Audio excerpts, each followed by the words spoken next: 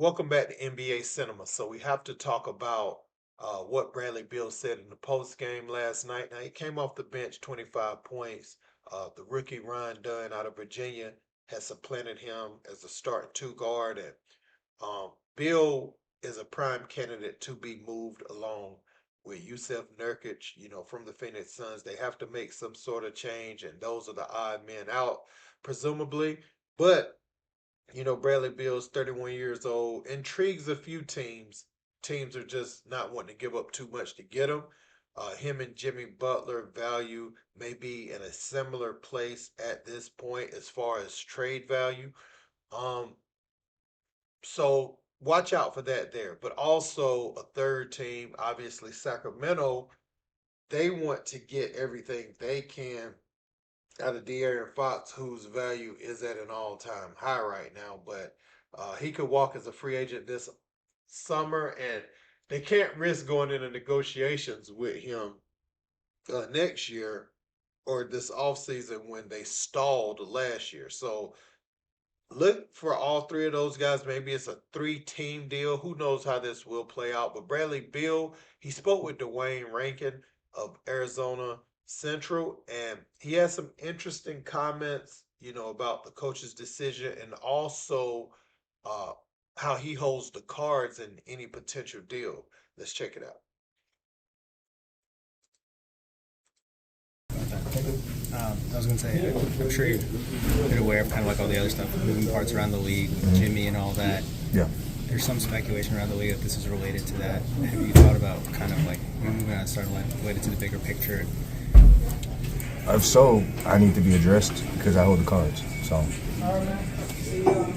until I'm addressed and somebody says something different, then I'm going to be a son. These last 24, 48 hours been like for you? A little difficult. I'm not gonna lie. But when coach made his decision, you live with it. Either pout with it or do something about it and just go compete, do what I do. So I did that. You definitely did the latter. Maybe just speak to how you got into a rhythm early. Felt like once you got in, it was be aggressive and do that, be you in that sense on the offensive end. That's all I was trying to do. Just be me. Be me, have fun doing that.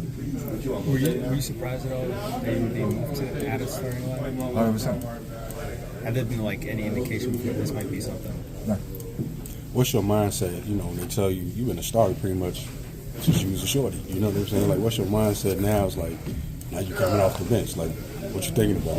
I mean, it's kind of twofold, man. Like, cause yeah, I'm a starter in the league. Like, I firmly believe that. Like, I don't believe, like, no disrespect to anybody, but I'm a starter. You're supposed to. And that's what I firmly believe. But coach made his decision. I'm not going to sit here and argue with him.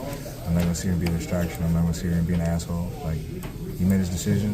I live with it. I mean, he's a coach. You know what I'm saying? So I just got to go out and play my game, do what I do, and whatever happens from there, happens from there.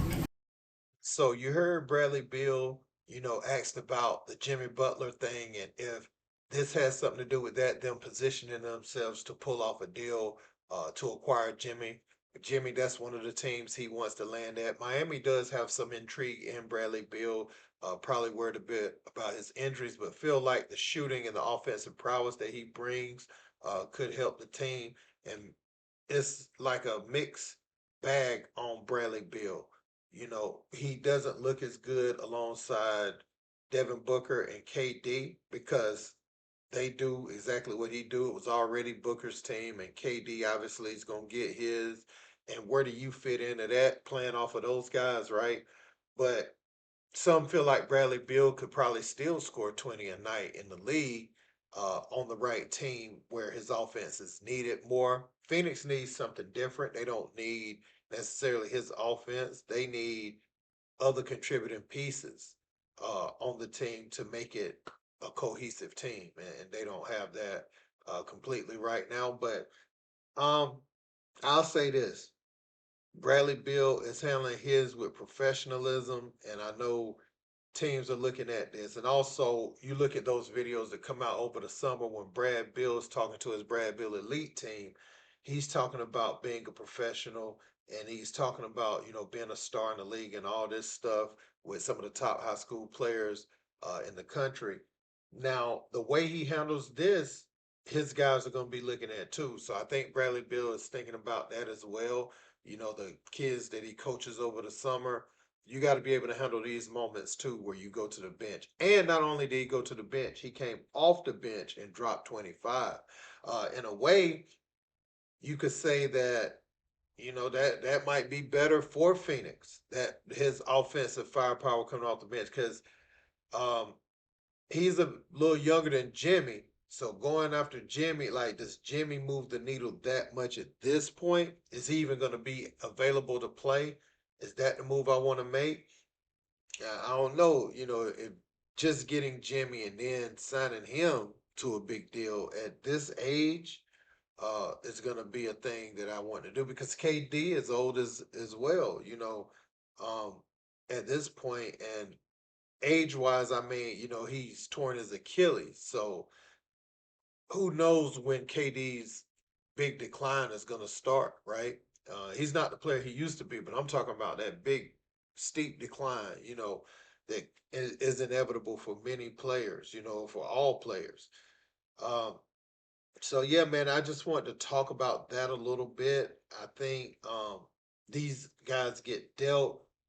Uh, Miami has come out and said that they aren't interested in really making a move that doesn't fit them, and they said, yeah, we will bring